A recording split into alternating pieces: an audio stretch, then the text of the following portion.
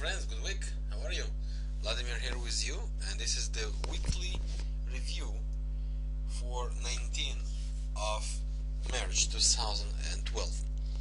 Well, the last week was interesting and zigzagging a little bit, I would say, which caused dodges on most of the pairs, as you can see, mainly just dodges or a little bit hammers, as you can see here on the chart, on the weekly charts. The week started with a bearish trend and finished all bullish. The question is, what does it mean? Does it mean that the dollar finished its strength or not? Well, many things will be depend on from Europe once again. As Greece is okay, looks like issue solved as for now, but now the speculations are talking about Spain and Italy, and who knows, maybe even Ireland, right? It could have not good effect on the market. From the other side, as long as everything continues to be good, why not to continue higher? New Zealandian and Australian both stopped around the 200 moving average and retraced up. But the question is, do they have enough power, enough momentum to go even higher? As for now, I'm a little skeptical. I'll explain why. Let's start with the Australian dollar. It just broke through. On the first time, it broke a false break, right, below the 106.20 area. Then, on the second time, it broke. Well, and this time it worked, right?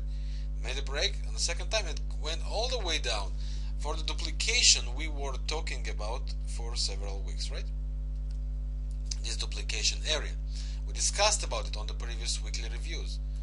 Now, the question is, will this resistance, it's a range, it's somewhere between 106 to 106.30 or 40 even. The question is that about to hold, and then the Australian dollar will go lower? Or are we about to have a new uptrend from here? If a daily chart will close above this area again, above this resistance, stiff resistance, then mostly, I mean close and hold, right? Not close and bam all the way down back again, but close and hold. It will make no doubt that we are going all the way up in the previous resistance, 108, and then probably all the way back to around 109.50, 110. But if this pair does not hold on the very first days of the week, and the 4-hour charts, the intraday charts, will create some divergence here around this area, it could be considered as very nice sell opportunity. On a 1-hour chart, you can determine this sell. If it does play around, right, and create here this divergence, or who knows, maybe a regular divergence with the moving average as well, maybe then we will get the new downtrend. And if that begins, this downtrend can take us to the 200 moving average again, or if it breaks it, right, we will go all the way lower for another duplication, means to around 102. Very interesting days we are about to have on the very beginning. We have two clear scenarios to watch for, one bullish, one bearish, and to enjoy from the moves. Now, pay attention for the daily chart. The MACD is still bearish, right? RSI still holds below 50, which means still bearish momentum. Just a stochastic crossing up. That's why we have this confusion from the intraday charts. That's why the first days will be critical. Same with the New Zealandian. Take a look here. Same story. This duplication of the sideways move, as we discussed about, all the way down for the trend line, as we discussed about, right? Hold on the 200 moving average, RSI holding 50, MACD still bearish, and guess what? Intraday charts could make the stop on their resistance. As you can see, they did it already before, right? And 1 hour chart could go and create this divergence. divergence, complete this divergence, and start the down move, right? Based to weekly chart, we have a bullish hammer, but RSI still bearish, stochastic still bearish, and MACD slope still bearish, despite of this bullish hammer. What does it mean? It's very, very, very confusing situation. That's why I say the first days will be critical, and stay tuned for that. Because if the prices will retrace down, we might go not just to 081, but we might go all the way to 079 or even lower.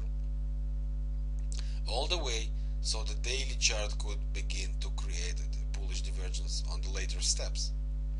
Stay tuned for the Pacifics. What about the euro and the pound? Pound is still on this range. Sorry about this line, it's not the line I'm looking for. Around 159 all the way to the 156.40. This range is being playing around. As you can see, now it's retesting the 200 moving average again. The pound, as not as the Pacifics, already making the break above 50, but during a range it will break many times the 50 as it did before, as you can see. So it's not so reliable signal anymore, right? Let's take a look on the weekly chart. Weekly chart also it's on the 20 moving average of the Bollinger Band, which means it's natural price for the pound dollar. On the 4-hour chart, still nothing. Just a Marubozu and the correction means we could go higher. Remember, 159 is a very stiff area, a resistance. On 1-hour chart, we still could go higher to create a divergence. Simple recommendation I could get is stay out of the pound dollar. But if the pound dollar will again close about the 159, or even to be more safety, more conservative, close about 160, then pound dollar should gain bullish momentum. Then it could go much higher. With the euro dollar, pretty much the same. Daily chart is on around the 20 moving average. I would say if it breaks again above this 132.70 area, with RSI breaking 50 and MACD crossing bullish, then euro dollar should gain momentum all the way to the 200 moving average.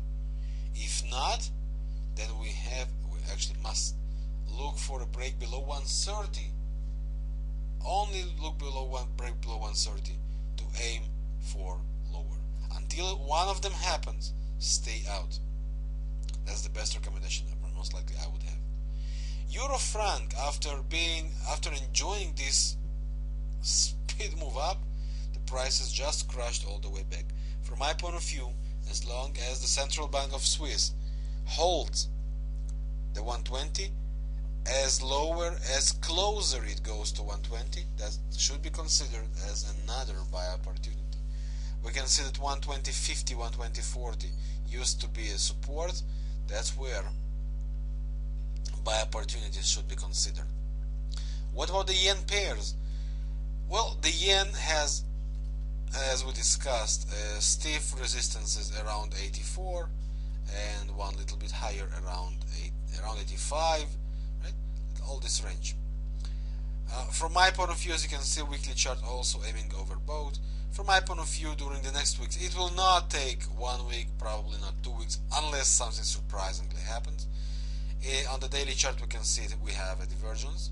From my point of view, dollar yen has to build a divergence, so what it might do is a down move, short down move, then another up move to create here some regular divergence, something like that. Try to follow me, right? Something like that to create here a divergence, and then to create a down move. But it will take time, as long as we deal with the daily and the weekly chart. Unless something special happens, it should get time.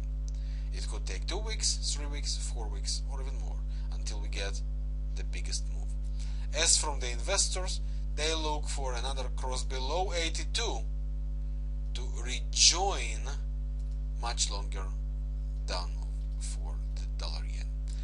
can see that weekly chart is extremely overbought already. We had a bullish divergence. We had resistance number 1, number 2, number 3. Right? Each higher each higher high which will be reached right now should get a stronger down move. And I would say I would expect dollar yen to correct at least 300 pips, maybe 250 300 pips approximately, at least, before deciding any new direction, any next direction. What about the yen pairs? Is that the time for them? Yeah, pound yen as well. Pound yen could go, and from my point of view it will be even better if it reached the 134, maybe a little bit higher. We have a classical divergence here, so the pound dollar also should, pound yen sorry, should also build a new divergence here and start the move. If we get a bearish candle right now, we have a regular divergence already, and if the stochastic cross down with a bearish candle, then that's the sell time. If not, any new high should be considered as a very beautiful, very strong joining for the pound yen. Same with the Canadian yen. Continuing divergence with a regular one could make a correction up again to create new beautiful regular divergence and then change the direction. But the yen pairs will take the time. Very interesting pair to follow also is the New Zealandian yen. Very nice divergence. Should play around, maybe a little bit higher, recreate its divergence and change the direction. As I said not once, this trend line will be retested again, but it could take time.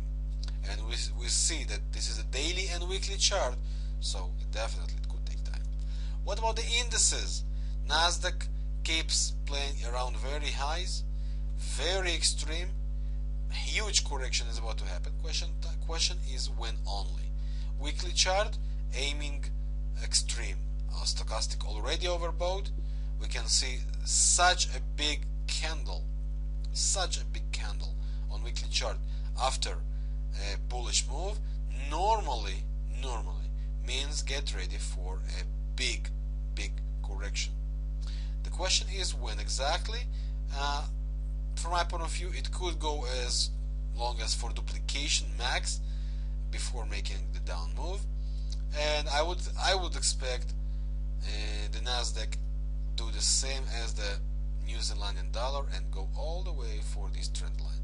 Means within during the next period it should play around this area, complete its divergence and make the move. From my point of view, at least 200 points, but once again it will take time. It's not a question of it's not a thing of a week or two. It could take much longer, unless once again something unspecial, something unexpected happens on the markets. I would say this is the best opportunities to look for.